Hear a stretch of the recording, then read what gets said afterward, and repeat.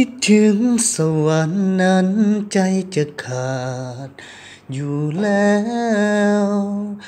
ด้วยฮักน้องแก้วที่งามโสภาลาวันดังหนึ่งนางฟ้าลงสู่ดินเหมือนว่าพระอินทร์นั้นลงมาปั้น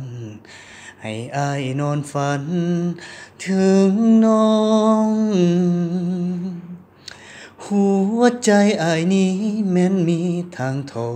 ดออกได้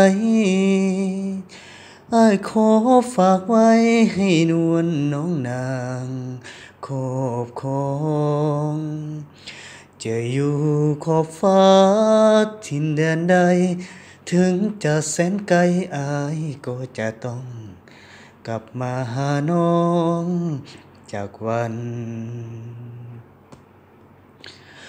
สายน้ำของไหลหลังเปรียบไปก็เหมือนดังน้ำใจไอไหลมานั้นขอให้น้องเจ้าจงสงสาร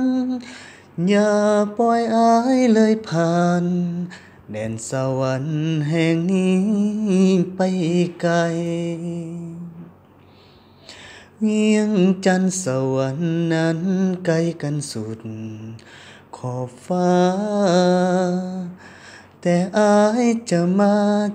าคู่เคียงดวงใจต่อให้ดินน้ำมากีดกันเหวป่าพาสันกันเฮาเอาไว้หากยอมข้ามได้เสมอ